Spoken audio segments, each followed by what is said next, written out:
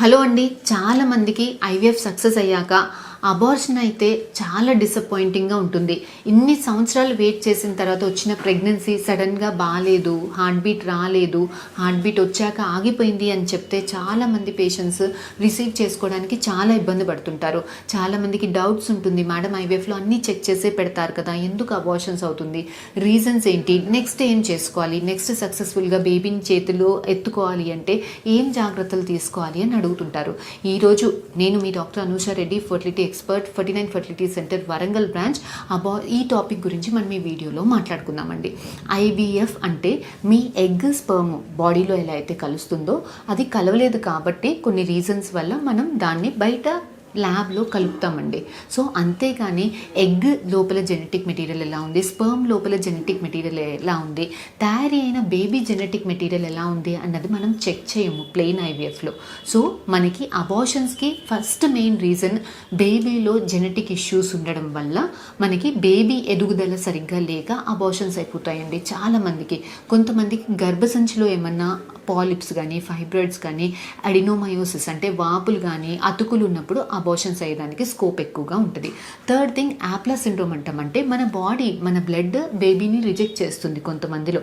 So fourth reason ఏమైనా hormone imbalance అంటే thyroid issues వల్ల, ప్రొలాక్టిన్ ఇష్యూస్ వల్ల, షుగర్ వల్ల మనకి బాడీ సపోర్ట్ చేయకపోవడం ప్రెగ్నెన్సీకి.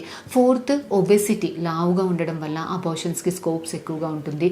స్ట్రెస్ ఎక్కువ తీసుకున్నప్పుడు కూడా అబార్షన్స్కి స్కోప్స్ ఉంటాయి. సో ఇవి కారణాలు. మరి దీన్ని ఎలా చేసుకోవాలి అని అంటే రిపీటెడ్గా అబార్షన్స్ అయ్యే వాళ్ళు ఫస్ట్ ఇవన్నీ చెక్ చేసుకోవాల్సింది ఉంటుందండి. అంటే లావు కంట్రోల్ చేసుకోవడము, స్ట్రెస్ తగ్గించుకొని యోగా మెడిటేషన్స్ చేసుకోవడము, హార్మోనల్ ఇంబ్యాలెన్స్ ఏదన్నా ఉంటే మొదలే కరెక్ట్ చేసుకోవడము, గర్భసంచిలో హిస్ట్రోస్కోపీ చేసుకొని ఏమన్నా సెప్టమ్ పాలిప్స్ ఉంటే కరెక్ట్ చేసుకొని, ఈ అడినోమయోసిస్ వాపులకు కొన్ని ఇంజెక్షన్స్ ఇచ్చి మంచిగా గర్భసంచిని ప్రిపేర్ చేసుకొని రిపీటెడ్గా ఐవీఎఫ్స్ అవుతుంటే అడ్వాన్స్డ్ ఐవీఎఫ్ పద్ధతిలో ఎంబ్రియోస్ని జెనెటిక్ టెస్టింగ్ చేసి జెనెటికల్గా నార్మల్గా ఉందా లేదా చెక్ చేసి నార్మల్గా ఉన్న బేబీని పెట్టుకున్నప్పుడు అబార్షన్స్కి ఛాన్సెస్ చాలా తగ్గుతాయండి.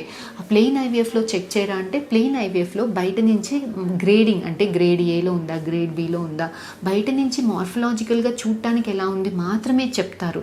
లోపల బేబీకి జీన్స్ ఎలా ఉంది అన్నది చెక్ చేయరండి. సో రిపీటెడ్గా ప్రతి ఒక్కరికి చెక్ చేయొచ్చు కదా మేడం ఇది అంటే, ఇది each embryo is costing 20,000-25,000 extra అవుతుంది ఇలా అడ్వాన్స్డ్ ఐవీఎఫ్ చెక్ చేసుకోవాలంటే.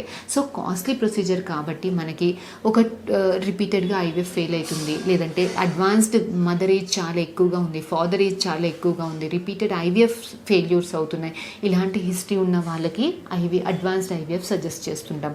సో మీకు ఈ ప్రాబ్లమ్స్ ఉంటే ఫర్దర్గా ప్లీజ్ డూ కమెంట్. ఇంకా మీకు ఇంకేమైనా డీటెయిల్స్ కావాలి అంటే please do comment in the comment session. We will definitely get back to you. Thank you అండి.